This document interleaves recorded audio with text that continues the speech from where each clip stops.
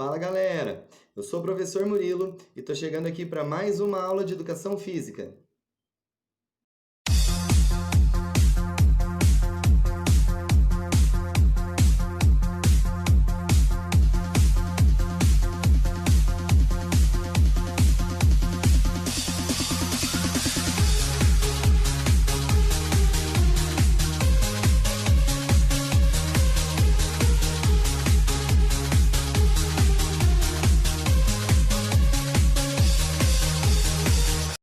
Fala galera, a gente vem falando então ao longo dessa unidade sobre as transformações nos jogos e nos esportes. Então a gente já comentou que são diversos os motivos para essas transformações e principalmente para possibilitar a prática em determinado espaço, de determinado grupo, para determinado motivo, tá? Então a gente veio falando sobre essas transformações. Bom, essas transformações também vêm de acordo com a subjetividade para aquela prática, quais os motivos e o que está escondido dentro daquela prática.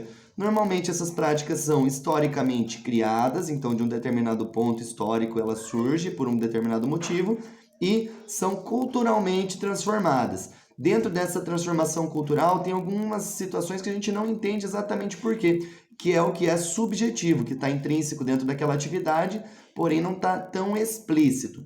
E a gente terminou falando sobre o caso da violência dentro desses grupos, dentro dessas atividades. No caso, a gente falou especialmente sobre a violência das torcidas organizadas e o caso dos hooligans, beleza? Na aula de hoje, nós vamos fazer a correção, então, do estudo dirigido do setor hora de estudo, lá da página 17 da apostila de vocês, E18, tá bom?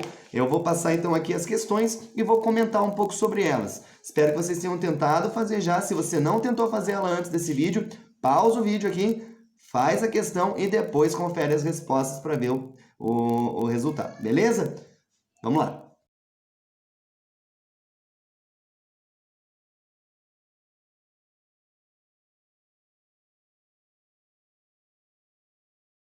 Bom, a primeira questão é uma questão do Enem, galera, que acha aí que a educação física não é tão importante, né? Além de toda a importância social, cultural da nossa área de educação física, ela para vocês tem um motivo muito importante agora, que ela vai cair aí no Enem, com certeza, vai cair nos vestibulares que vocês vão tentar esse ano. Então não leve tão na brincadeira essa matéria, tá? Lógico, é uma matéria bem mais fácil que outras, mas não pode perder essas questões, galera. Quando cair questão de educação física, nos vestibulares, Enem, etc., tem que matar no peito e conseguir a resposta certa, porque são fáceis. Vocês vão ver um belo exemplo aqui de como ela é fácil. Bom, essa questão do Enem, ela tira um trecho sobre o MMA, né, de uma revista aí do ano de 2011, tá? E ela vai trazer o texto ali para vocês na página 17.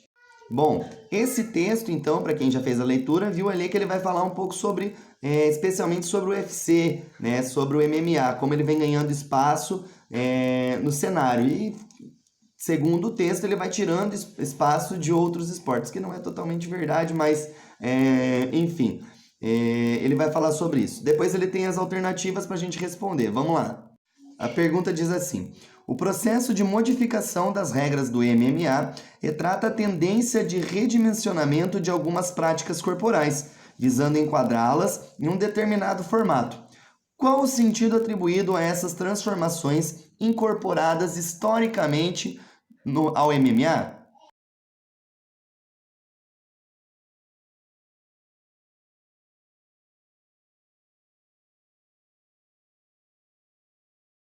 Bom, a alternativa A então diz assim: a modificação das regras busca associar valores lúdicos ao MMA, possibilitando a participação de diferentes populações como atividade de lazer. Até tem essa possibilidade de trazer várias pessoas para a prática do MMA, mas especialmente no treinamento. Então, como ele está falando especialmente dos valores da competição, não está certo, tá? Então, o lúdico do MMA é diferente do competição. Como ele vem mudando as regras para a competição, então está errado. A alternativa B diz assim: as transformações do MMA aumentam o grau de violência das lutas, favorecendo a busca de emoções mais fortes, tanto aos competidores como ao público. também está errada. Na verdade, as transformações nas regras do MMA tenta trazer uma maior competitividade a essa modalidade, incluindo outras artes marciais, incluindo outros golpes, não trazendo a violência. Para quem é fã dessa modalidade, existe um torneio, antes de ter o torneio UFC, então mais antigo um pouco, que podia, por exemplo, chutar a cabeça de quem tivesse caído no chão, que é um golpe bastante violento, né? Além de trazer o trauma para quem está no chão, é chance e perigo de vida mesmo. Hoje no UFC é proibido, então ele vem mudando as regras não para trazer violência, mas sim para tornar mais competitivo e poder aliar o maior número de artes marciais dentro dessa competição. A alternativa C diz assim: a mudança de regras do MMA atendem à necessidade de tornar a modalidade menos violenta, visando sua introdução nas academias de ginástica na dimensão da saúde.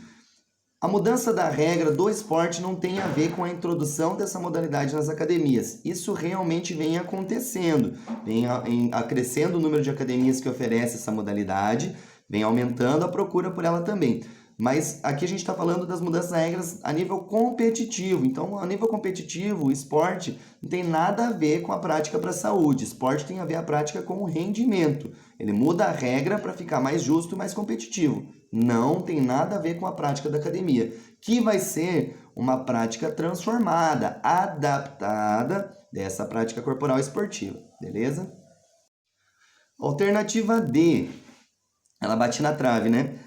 As modificações incorporadas ao MMA têm por finalidade aprimorar as técnicas de diferentes artes marciais, favorecendo o desenvolvimento da modalidade. Se parasse por aqui estava certo, mas ela continua.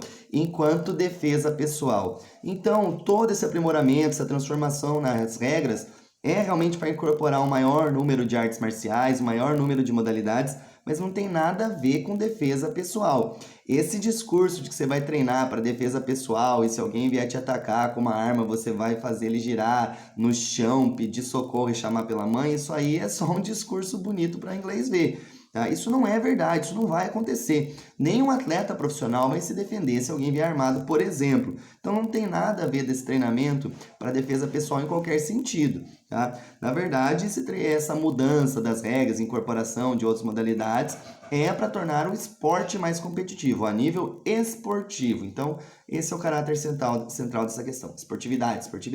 Beleza? E a alternativa E, se tudo der certo é para ser a certa, né? Já que as outras todas estão erradas, incorretas, vamos ler ela lá. As transformações do MMA visam delimitar a violência das lutas, preservando a integridade dos atletas e enquadrando a modalidade no formato de esporte de espetáculo. Perfeito. Então ele vai mudar as regras para tornar o esporte, que é um esporte de luta, de combate, menos violento ou uma violência dentro de um limite de segurança para os atletas, entendendo que esse esporte ele tem uma espetacularização, ou seja, ele tem que ser um espetáculo. Por quê? Porque ele tem que ser vendido, eu tenho que querer, como espectador, assistir a modalidade. Então a letra E está correta, pode marcar ela lá.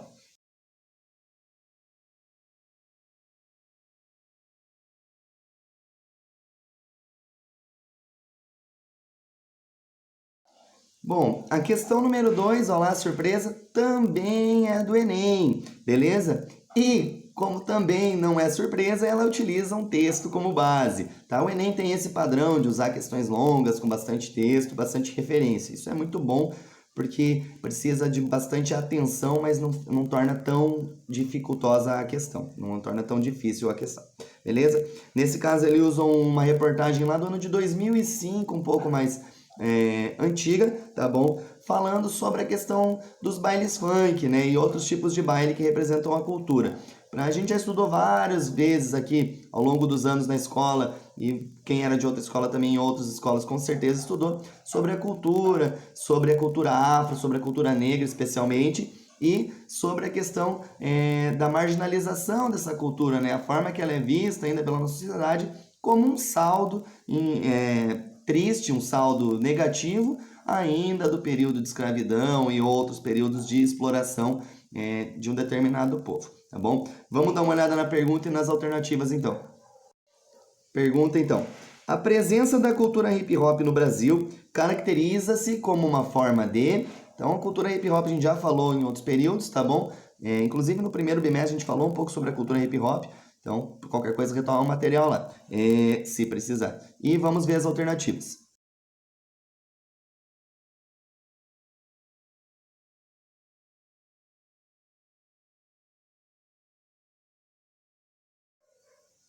Alternativa A: lazer gerado pela diversidade de práticas artísticas nas periferias urbanas.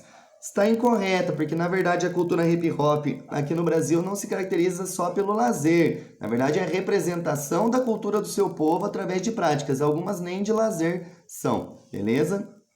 Alternativa B: entretenimento inventada pela indústria fonográfica nacional. Não foi inventada pela indústria fonográfica nacional. Na verdade, hoje ela se apropriou dessa cultura e vende muito material, cria alguns artistas e tudo mais. Mas essa surgiu pelo povo, pela representação da população. E a indústria fonográfica se apropriou dessa cultura para fazer dinheiro.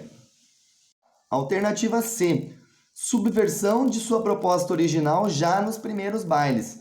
Falso, não foi nos primeiros bailes. Hoje em dia até pode ser entendido como uma subversão, uma mudança de caminho nos bailes, mas por muito tempo esses bailes ocorriam como forma de representação cultural, né, de um determinado público, de um determinado povo. Então, não foi nos primeiros bailes que houve essa subversão da proposta original.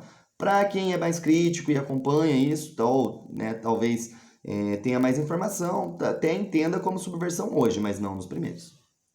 Alternativa D: afirmação de identidade dos jovens que a praticam. Perfeito, né? A gente sabe, a gente falou muito no primeiro bimestre, especialmente sobre a necessidade do jovem se envolver com um grupo onde encontre semelhanças com suas sensações, seus sentimentos, sua vivência. Então é exatamente isso. O hip hop traz aqui no Brasil uma forma de afirmação da identidade individual dentro de um grupo daquelas pessoas que praticam esse tipo de evento. E a alternativa E, que a gente espera que esteja errada, né, uma vez que a D está certa, diz assim: reprodução da cultura musical norte-americana.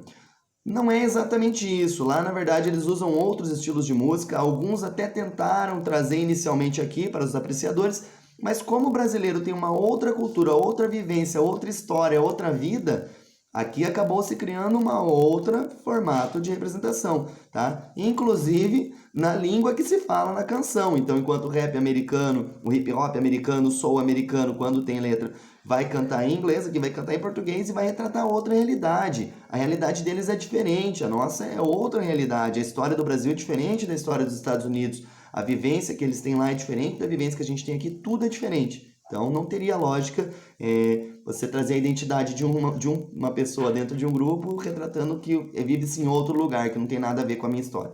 Então é por isso.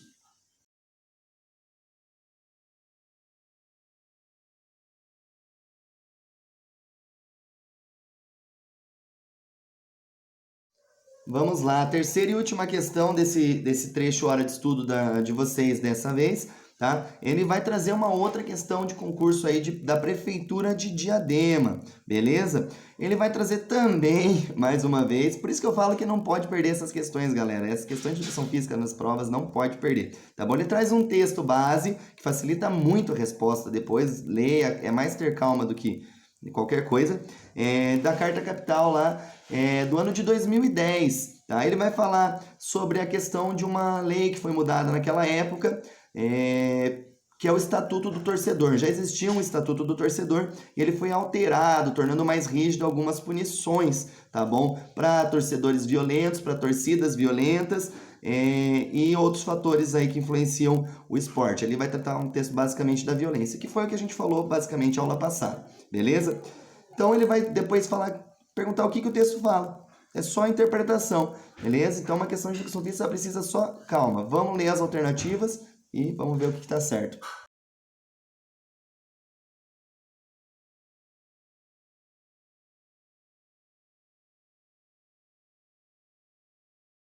Alternativa A. O novo Estatuto do Torcedor beneficia quem frequenta os estádios de futebol com a intenção de exercer sua agressividade.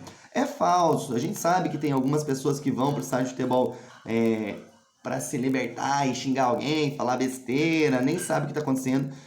Outros que vão até só para brigar, nem sabe como o nome de um jogador da sua equipe, mas vai para o estádio todo o jogo assistir, na verdade é só para arranjar confusão, e não tem nada a ver com isso. A espetacularização desse esporte serve para a pessoa assistir e consumir esse esporte como esporte, tá?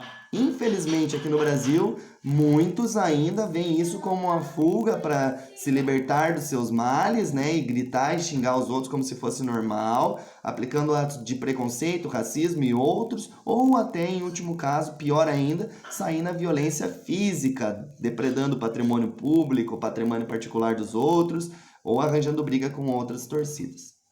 Alternativa B diz assim: os torcedores que transgredirem as regras do novo Estatuto do Torcedor podem ser punidos com multa ou prisão. Perfeito, então ali está dizendo que vai ter uma multa para o torcedor ou para a torcida organizada e prisão de até 2 anos. Então, para quem fez a leitura do texto, é isso que ele vai dizer, então, sobre a punição.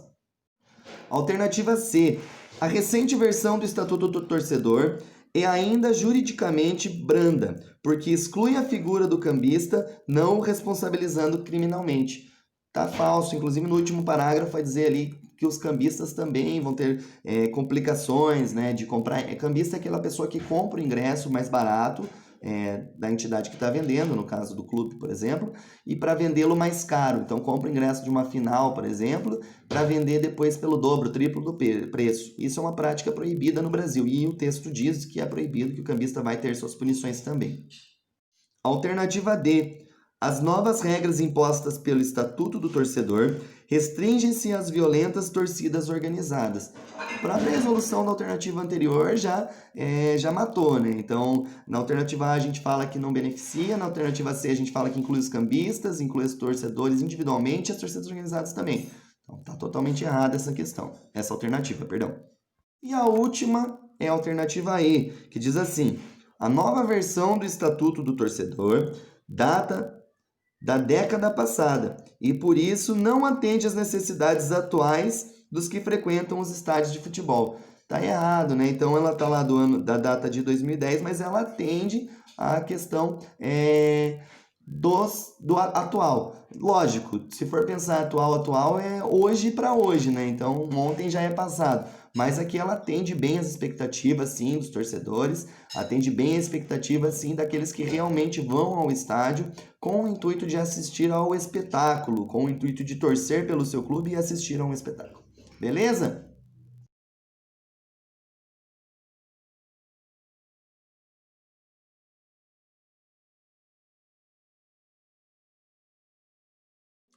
Isso aí, galera. Nós vamos ficando por aqui, então. Caso tenha ficado alguma dúvida, deixa anotado, deixa marcado, a gente tira essa dúvida na próxima aula, ou envia uma mensagem para mim que assim que possível eu respondo para vocês, tiro essa dúvida de vocês, tá bom? E logo nós estaremos juntos de novo. Um forte abraço, até breve.